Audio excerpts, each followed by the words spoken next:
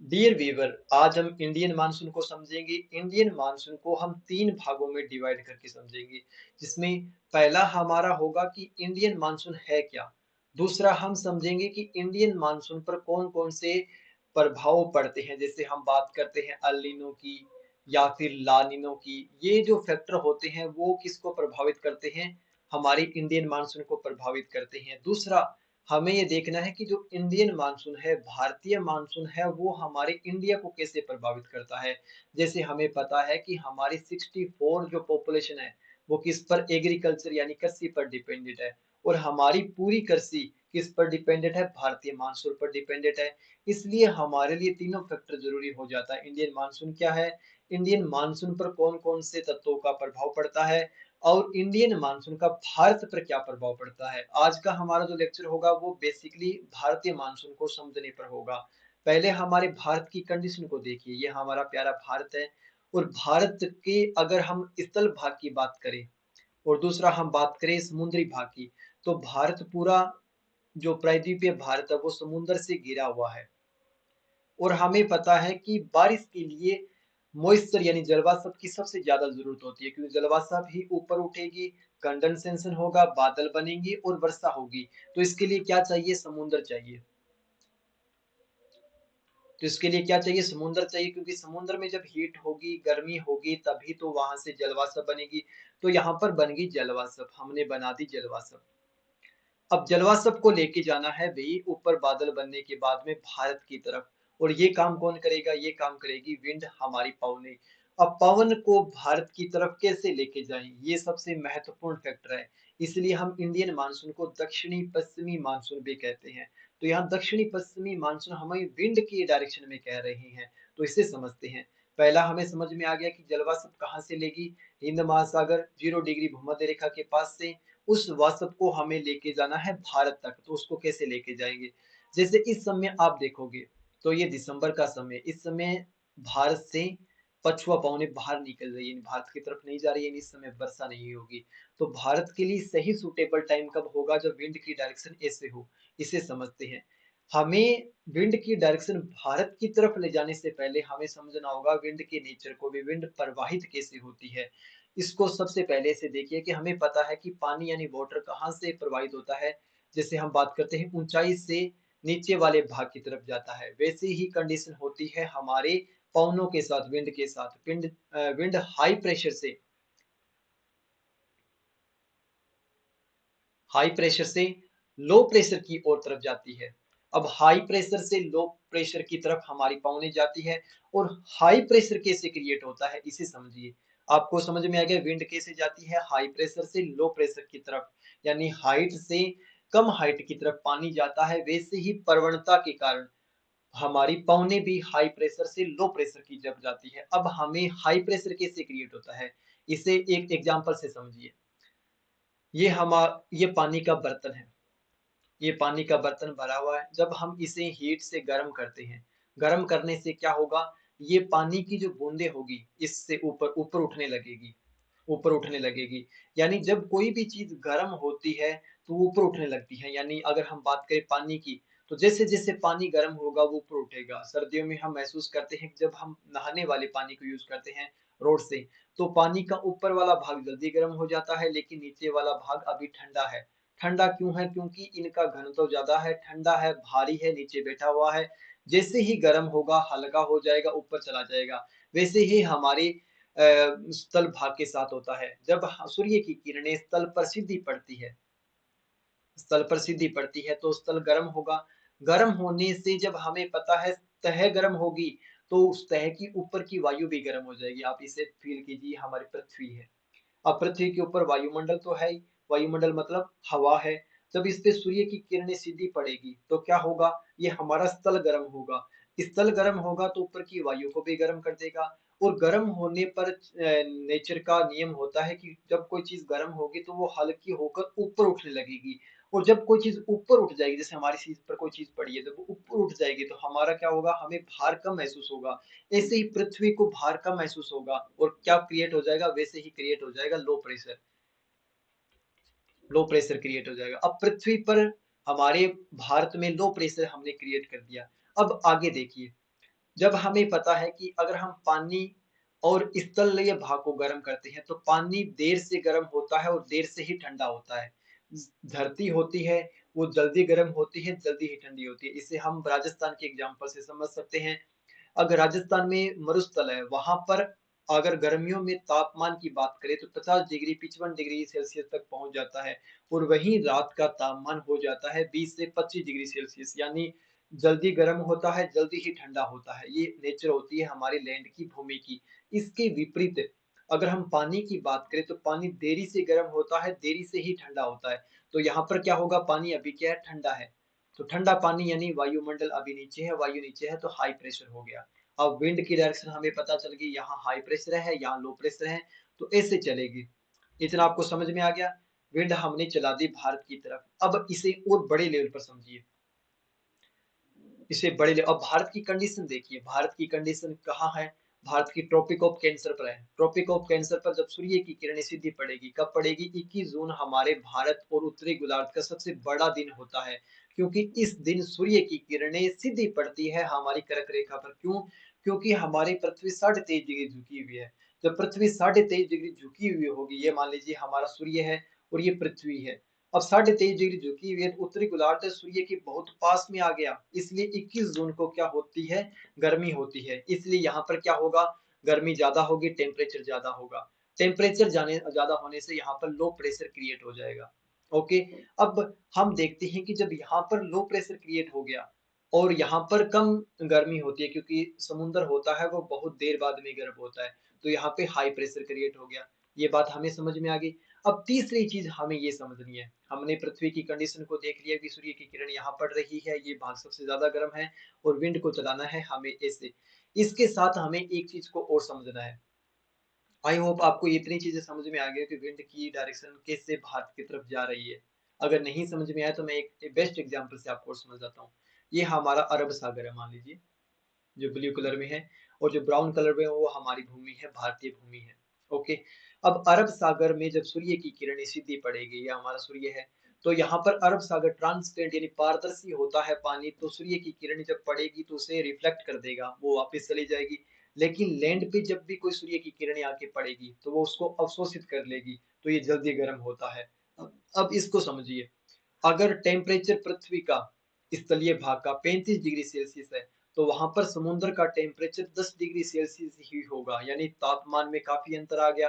अब इसमें 35 डिग्री तापमान स्थलीय भाग का है, तो ऊपर की वायु का तापमान 30 डिग्री सेल्सियस हो जाएगा, क्योंकि हमें पता है कि सरफेस अगर गर्म है तो ऊपर की वायु को भी गर्म कर देगी, तो यहाँ के टेम्परेचर में 30 डिग्री सेल्सियस होगा। यहाँ का समुद्र भाग गर्म है तो ऊपर के वायुमंडल को भी गर्म कर देगी, तो यहाँ पे हो गया 15 डिग्री सेल्सियस। ओके। अब समुद्र पर जब किरणें आकर गिर रही है, दोबारा देखिए। अब आप बोलोगे कि समुद्र का पानी यहाँ पे 10 डिग्री है, लेकिन ऊपर का जैसे यहाँ पर कम हो गया, यहाँ पर ज्यादा कैसे हो गया, इसका मतलब हुआ कि जब समुद्र से जलवाष्प ऊपर उठेगी, तो समुद्र में खासियत होती है कि वो एवोप्रेशन करता है, पानी को नहीं अवशोषित कर सकता, लेकिन जलवाष्प की बूंदों को, पानी को, सूर्य की किरणों को अवशोषित करने की क्षमता बहुत ज्यादा होती है। इसलिए यहाँ का टेम्परेचर हो गया 15 डिग्री सेल्सियस। ओके। यहाँ से ऊपर उठेगी, यहाँ से ऊपर उठेगी, यहाँ से ऊपर उठेगी जलवाष्प के रूप में। अब जैसे ही यहाँ से ऊपर उठेगी तो यहाँ पर क्या होगा, लो प्रेशर क्रिएट हो जाएगा, ये पौने ऊपर उठती जाएगी, ऊपर उठती जाएगी, और हाइट पर जाने पर हमें पता है टेम्परेचर कम हो जाता है। तो इनमें क्या होगा, कंडेंसेशन यानी संघनन की क्रिया होगी, संघनन की क्रिया से ये बादल बनाएगी। ओके, और बारिश होगी। तो यहाँ पर समझिए, जब यहाँ से किरणें ऊपर उठी, क्योंकि यहाँ पर टेम्परेचर बहुत कम है, टेम्परेचर बहुत ज्यादा है, टेम्परेचर ज्यादा होने के कारण यहाँ पे लो प्रेशर क्रिएट सबसे पहले होगा। जब यहाँ पे लो प्रेशर क्रिएट सबसे पहले होगा तो यहाँ पर क्या होगा, अभी भी हाई प्रेशर होगा।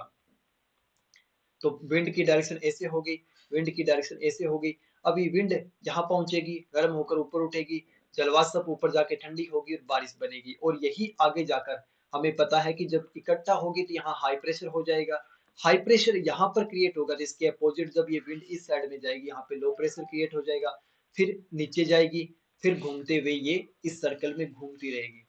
और इस चक्कर में आपको बस यहाँ पर एक चीज ध्यान रखनी है, यहाँ समुंदर से स्थल की ओर क्या जा रही है, पौने जा रही है। इसी कंडीशन भारत के साथ भी होगी, भारत में भी समुद्र से स्थल की ओर जाएगी। लेकिन इसमें बहुत से फैक्टर काम करते हैं, जैसे ITCZ। अब ITCZ को सबसे पहले समझिए। ये हमारी 23.5 डिग्री की कर्क रेखा है और ये 0 डिग्री की भूमध्य रेखा है। ये 23.5 डिग्री की ट्रॉपिक ऑफ कैप्रिकॉर्न यानी मकर रेखा है। ये साउथ में है, ये नॉर्थ में है। अब सूर्य की किरणें जब यहाँ होगी, क्या सब सूर्य यहाँ होगा, सूर्य यहाँ होगा तो यहाँ क्या होगा, सबसे ज्यादा सूर्य की किरणें पड़ेगी। सूर्य की किरणें सबसे ज्यादा जब यहाँ पड़ेगी तो यहाँ क्या हो जाएगा, लो प्रेशर क्रिएट हो जाएगा। क्यों हो जाएगा, क्योंकि पौने ऊपर उठ जाएगी। पौने ऊपर उठने के कारण यहाँ पे लो प्रेशर क्रिएट हो जाएगा और सभी पौने किसकी तरफ आने लगेगी, 0 डिग्री की तरफ आने लगेगी। अब यही सूर्य जब यहाँ चले जाएगा तो यहाँ पर क्या हो जाएगा, ज्यादा तापमान हो जाएगा, लो प्रेशर क्रिएट हो जाएगा। तो पौने ये कहाँ जाने लगेगी, भारत की तरफ। यानी जो पौने अब इस साइड में आ रही है, जो नीचे की साइड से आ रही है, ये नीचे की साइड वाली पौने इस साइड में दक्षिण पश्चिमी दिशा में टर्न ले लेगी। क्यों ले लेगी, इसे आगे वाले लेक्चर में समझिए। यानी हमने देखा था कि ITCZ अंतः उष्ण कटिबंधीय जोन। अब ये क्या होता है, कुछ नहीं है, जब दो पौने आपस में आकर मिलती है तो उसे ही हम ITCZ कहते हैं। ITCZ को हम नेक्स्ट सेकंड लेक्चर में देखेंगे, भारतीय मानसून पर प्रभाव को। लेकिन अब आप एक बार ITCZ को देखिए। ITCZ यानी जब दो हवाएं आपस में मिलती है उस क्षेत्र को ITCZ कहते हैं। ओके। अब ITCZ कब बनता है, जब सूर्य की किरणें उस भाग पर सीधी पड़ती है। अब 21 जून को सूर्य की किरणें कर्क रेखा पर पड़ेगी। कर्क रेखा पर पड़ने पर यहाँ पर क्या लो प्रेशर क्रिएट हो जाएगा, क्योंकि सूर्य की किरणों से हवा ऊपर चली जाएगी। ऊपर चली जाने से यहाँ पे लो प्रेशर क्रिएट हो जाएगा। लो प्रेशर क्रिएट हो जाएगा। अब हमें पता है कि यहाँ पर अगर लो प्रेशर क्रिएट हो गया तो, एक बार सेकंड, इस एग्जाम्पल को अच्छी तरीके से देखिए। ये 0 डिग्री है, ये 23 डिग्री है और ये भी 23 डिग्री है, मान के चलिए। अब हमने देखा कि यहाँ पर जब जब लो प्रेशर क्रिएट हो जाता है यानी ITCZ आ जाता है तो इससे क्या होगा, पौने ऊपर जाएगी। ऊपर जाने से हमें पता है कि ऊपर जाने पर ये संघनन होगी, इकट्ठा होगी। इकट्ठा होने के बाद में ये पौने इस साइड में मुड़ जाएगी और ये पौने इस साइड में मुड़ जाएगी और यहाँ पर आके गिरेगी। तो यहाँ पे आके गिरेगी तो यहाँ पे क्या हो जाएगा, हाई प्रेशर। और यहाँ पे हमें पता है लो प्रेशर, तो ये वापस इस साइड में जाएगी, फिर ये वापस घूमेगी और ये चक्कर चलता जाएगा। ऐसे ही यहाँ पर भी होगा और ये चलती जाएगी। ऐसी कंडीशन अब 21 जून मई जून में यहाँ पर भी हो जाएगी। जब सूर्य की किरणें यहाँ होगी तो ITZ यहाँ आ जाएगा। अब ITCZ यहाँ पर आ जाएगा, कहाँ पर, कर्क रेखा पर। तो यहाँ से किरणें ऊपर उठेगी, कुछ किरणें 0 डिग्री भूमध्य रेखा पर आके गिरेगी, कुछ आगे 66 डिग्री पर जाके गिरेगी। यहाँ से किरणें ऊपर उठ रही है, कुछ भूमध्य रेखा के पास आके गिर रही है, जिससे यहाँ पर हाई प्रेशर क्रिएट हो जाएगा। एक तो हाई प्रेशर क्रिएट हो गया किसके कारण, समुद्र और स्थल भाग के तापमान के अंतर के कारण। दूसरा, जब पौने ऊपर उठी वो कहाँ आके गिरी, वो पौने ऊपर उठ के 0 डिग्री यानी भूमध्य रेखा के पास आके गिरी, तो यहाँ पर और ज्यादा हाई प्रेशर क्रिएट हो गया। अब हाई प्रेशर से लो प्रेशर की तरफ विंड बहुत तेजी से जाएगी, बहुत तेजी से जाएगी, जिससे क्या होगा, अपने साथ मॉइस्चर को भी कैरी करके ले जाएगी। क्यों ले जाएगी, आप यहाँ पे देख रहे हो क्यों हो रहा है यहाँ पर हाई प्रेशर क्रिएट, क्योंकि तिब्बत वाले क्षेत्र पर भारत में अब क्या गर्मी है, सूर्य की किरणें सीधी पड़ती है। अब मैंने तिब्बत को ही हाई प्रेशर लो प्रेशर क्यों मेंशन किया है, क्योंकि तिब्बत एक पठार है।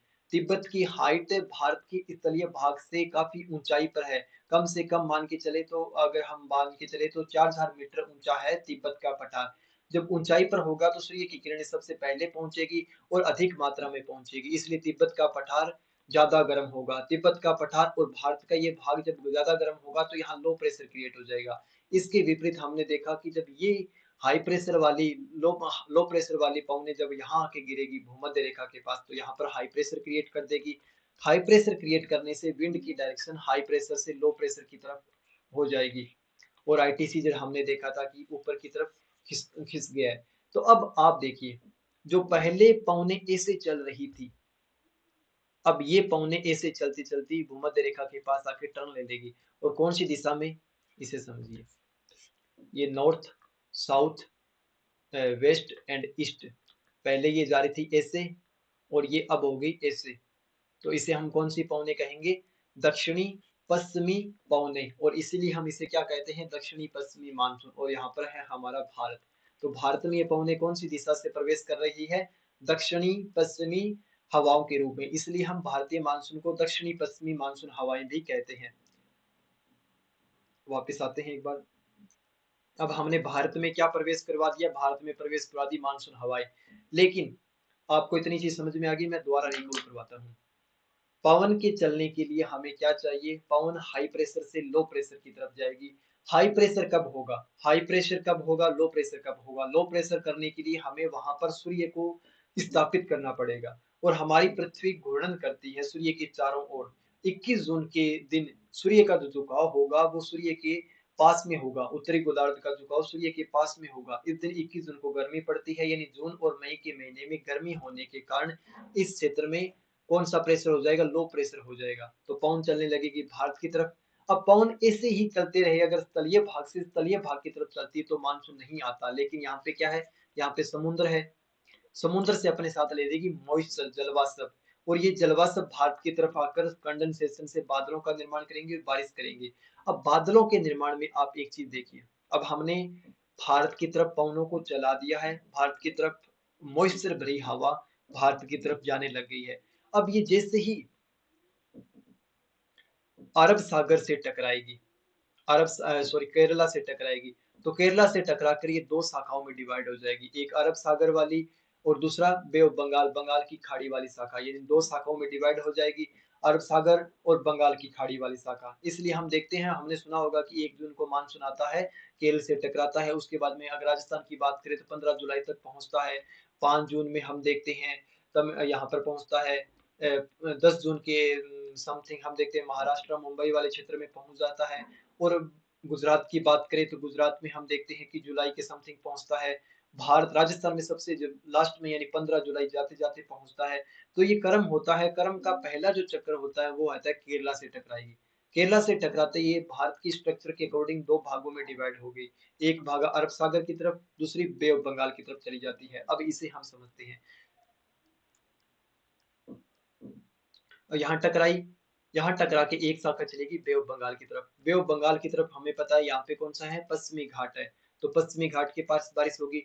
दूसरी शाखा टकराएगी मुंबई के पास, मुंबई से होते हुए ये जाएगी राजमहल की पहाड़ियों तक, सॉरी छोटा नागपुर के पठारों तक, छोटा नागपुर के पठारों में बारिश करवाएगी।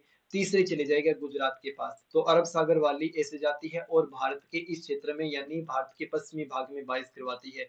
दूसरी शाखा होती है वो चली जाती है वे बंगाल की खाड़ी से होते हुए म्यांमार, पश्चिम बंगाल, पश्चिम बंगाल और म्यांमार के बीच में यहाँ की अरकान पहाड़ी से टकराते हुए ये टर्न ले लेगी। इसका एक भाग चला जाएगा उत्तरी मैदान की तरफ और एक भाग चला जाएगा उत्तर पूर्वी हिमालय की तरफ। और उत्तर पूर्वी हिमालय का जो स्ट्रक्चर होता है वो ऐसा है, मान लीजिए पहाड़ी है, तो यहाँ पहाड़ियों में मानसून प्रवेश तो कर जाता है लेकिन निकल नहीं पाता। इसलिए हम देखते हैं कि मेघालय के मासिनराम और चेरापूंजी में सबसे ज्यादा बारिश होती है, क्योंकि पहाड़ों की स्ट्रक्चर ऐसी है, वहां पे बादल प्रवेश कर गया लेकिन निकलने की जगह नहीं है। इसलिए बादल वहां पे इकट्ठा होते जाएंगे, इकट्ठा होते जाएंगे, इकट्ठा होते जाएंगे, कंडेंसेशन, संघनन होगा, संघनन होगा, संघनन होगा और बहुत ज्यादा मात्रा में बारिश होगी। इसलिए चेरापूंजी, मेघालय की चेरापूंजी और मासिनराम में सबसे ज्यादा बारिश दर्ज की जाती है, 400 सेंटीमीटर से अधिक बारिश दर्ज की जाती है। इसकी एक शाखा चली गई उत्तरी मैदान की तरफ, उत्तरी मैदान में बिहार, यूपी में बारिश करते हुए पंजाब, और जाके बाद में टकराती है अरावली पर्वतमाला से। ये हमने देख लिया, दो शाखा में डिवाइड होगी, एक शाखा चलेगी बे ऑफ बंगाल, दूसरी शाखा अरब की खाड़ी होते सॉरी अरब सागर होते हुए बे ऑफ बंगाल, बंगाल की खाड़ी होते चली गई। अब हमें समझता है राजस्थान में।